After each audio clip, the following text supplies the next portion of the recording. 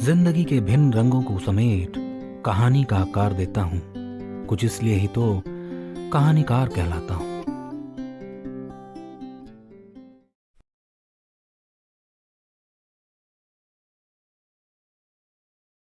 हमारी कहानियां सुनते रहने के लिए हमारा चैनल सब्सक्राइब करना और बेल आइकन दबाना ना भूलें। कहानियों के घर में आपका स्वागत है। मैं हूं कहानीकार सुधांशु राय और सुना रहा हूं एक अलग कहानी जिसका नाम है detective Bumrah and the case of मुक्ति कोठरी। कहानी शुरू करने से पहले आप सभी को बता दूं, हमें हाई पॉइंट्स देना ना भूलें ताकि हमारी कहानियां बाकी लोगों तक भी पहुंचती रहें। एक बात और, हम स्पॉटिफाई पर भी हैं। हमारे पॉडकास्ट का नाम है कहानियां कहानीकार सुधांशु राय के साथ। वहां फॉलो जरूर करें। आसमान में पूरा चांद खिला हुआ था। चांदनी वीरान पड़े एक पुराने खंडहर को रोशन कर रही थी। पूजा चीखती अंधेरे में भागते हुए एक टूटी दीवार के सहारे छुप गई। उसका चेहरा साफ बता रहा था, वो डर को बहुत करीब से देख चुकी है। आंखें पूरी लाल और सांस फूली हुई। उसने अपने हाथों को मुंह पर रख लिया ताकि उसकी चीख उस तक ही रह जाए। जल्दबाजी में उसने अपनी पॉकेट्स को टटोला। फोन अभी भी उसकी जेब में ही था। झट से उसने फोन निकाला और अपनी फ्रेंड सोनल को डायल किया। रिंग तो जा रही थी पर किसी ने उठाया नहीं। उसने दोबारा रिंग किया।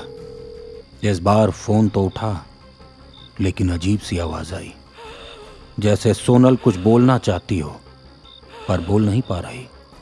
घूंटी सी आवाज थी, सोनल तू ठीक है ना? कहाँ है तू सोनल?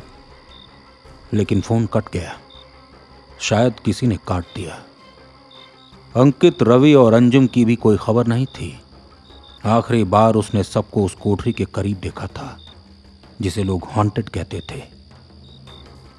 शाम को जब वो लौटने को हुए ही थे कि उन्हें अंदर से अजीबो गरीब आवाजें आई। कुछ सिसकियां भी थी। रवि को छोड़कर सबने मना किया कि अंदर नहीं जाना चाहिए, लेकिन जब रवि माना ही नहीं तो सब अंदर तो गए, पर उसके बाद कौन कहां भागा पता ही नहीं। पूजा ने बस लंबी चौड़ी एक शैडो देखी। आंखें डरावनी, दांत नुकीले और लंबे, हाथ सड़े गले और चेहरा अंदर तक भेद जाने वाला। शायद डॉक्टर के कपड़ों में था वो। उसके हाथों में एक मशीन थी, कटर जैसी। उसके कपड़ों पर खून के निशान थे। उसने कटर चलाया और बुरी तरह चीखने लगा। रूह तक को छू गई वो आवाज। पूजा बदहवास बस दौड़ती रही। उसे महसूस हो रहा था वो उसके पीछे ही आ रहा है। किसी तरह उसने खुद पर काबू पाया और धीरे से दीवार के सहारे झांका। सन्नाटा ही पसरा हुआ था वहां। धुंध बढ़ने लगी थी। अब वहां कोई नहीं था। आस पास पर मनहूसियत जरूर नजर आई। धीरे से पूजा बाहर आई और डरे कदमों से नीचे की ओर जाने लगी। पतले से रास्ते से होते हुए बस भागने लगी। दौड़ते वक्त ठंडी हवा उसके कानों को रगड़ जाती। तभी वो हुआ जिसने उसके रोंगटे खड़े कर दिए। ऊपरी हिस्से से जहां कोठरी थी, सोनल के जोरों से चीखने की आवाज आने लगी। शायद वो बेहद दर्द में थी। पूजा के पांव रुक गए। वो चाहकर भी आगे न जा पाई। हिम्मत जुटाकर वो लौटी। कोठरी को बाहर से कुछ देर घूरने के बाद वो दबे पांव अंदर गई। कुछ ज्यादा अंधेरा था। उसी समय उसे पायल की आवाज आई। पूजा दौड़कर उस तरफ चली गई, पर जो उसने देखा उसने उसे मूक कर दिया। सामने सोनल स्ट्रेचर पर पड़ी थी। उसके पैरों को हाथों में लिए वो डॉक्टर हिला रहा था, जिसकी वजह से पायल की आवाज आ रही थी। बहुत कम लाइट थी वहां। सोनल का शरीर कटा फटा पड़ा था। वहीं दूसरी ओर 3 और स्ट्रेचर थे जिन पर अंकित, रवि और अंजुम की बॉडी पड़ी थी, पूरी खुली हुई। कटर से शायद उनको काट दिया गया था। पूजा की आंखों के सामने अंधेरा छा गया। अपने दोस्तों की हालत उससे बर्दाश्त ना हुई। वहीं गिर गई। बिलक बिलक कर रोने लगी। उस डॉक्टर के चेहरे पर जरा भी शिकन न थी। वो बस कटर को बार बार चलाता रहा और सोनल के पांव को हिलाकर पायल की आवाज सुनाता रहा। उसके बाद आसपास के लोगों को पूजा नीचे रोड के किनारे पड़ी मिली। लगभग 3 दिन बाद उसे होश आया। उसकी दिमागी हालत ठीक नहीं थी। वो बार बार अपने दोस्तों का नाम लेती रही और बताती रही, उस डॉक्टर ने उन्हें मार दिया। पुलिस को ना तो वहां खून के निशान मिले और न कोई बॉडी। जब मामला बढ़ गया तो पूजा के पिताजी, जो एक जाने माने बिजनेसमैन थे, उन्होंने डिटेक्टिव बुमरा से मदद मांगी। डिटेक्टिव और सैम लगभग 10 दिनों के लिए डॉक्टर शेखावत के साथ गुड़गांव आए थे। डॉक्टर ने एक नई लैब बनाई थी जहां वो कुछ एक्सपेरिमेंट्स करने वाले थे। शाम को टेरेस पर बैठे तीनों चर्चा में लगे ही थे कि सैम ने मुक्ति कोठरी की बात छेड़ दी। अरे ये केस बहुत टेढ़ा होने वाला है। एक तो जगह पहले से ही हॉन्टेड है, फिर जानबूझकर अपनी टांग अड़ाने की क्या जरूरत है? बात इसकी नहीं कि टांग अड़ानी है कि नहीं, बात है मजा आएगा कि नहीं।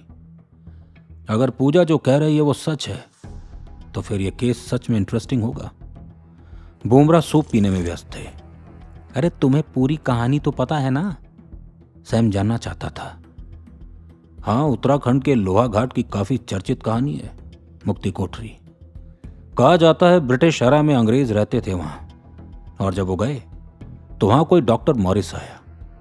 उसने वहां हॉस्पिटल चलाना शुरू किया, लेकिन जल्द ही वो इस बात के लिए मशहूर हो गया कि वो पेशेंट्स को ये पहले ही बता देता था कि वो कब मरेंगे।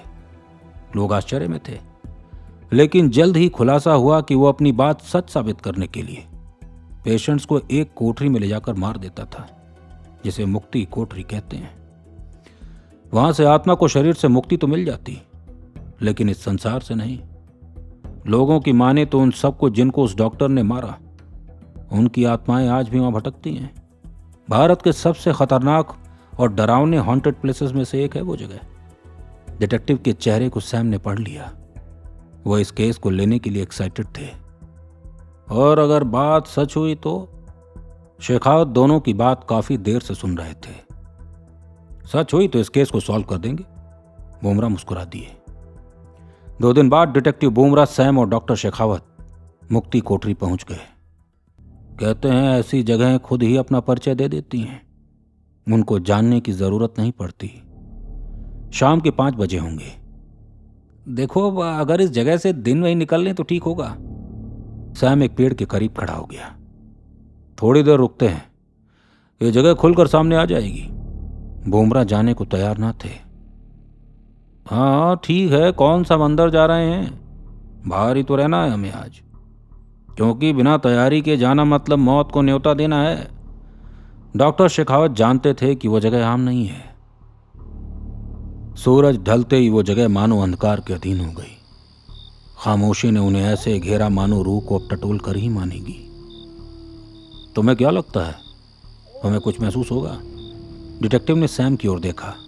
अरे भाई, मुझसे मत पूछो, कुछ महसूस ना हो तो ही अच्छा है। सामने खड़ी वो पुरानी इमारत अब अजीब लगने लगी। डर अब पसरने लगा। हर कोई एकदम सचेत खड़ा था। मुझे लगता है कुछ तो है यहाँ। हवा देखो, कुछ अलग सी महसूस हो रही है। शेखावत ने अपने चेहरे को छुआ। सैम के तो रोंगटे खड़े हो गए।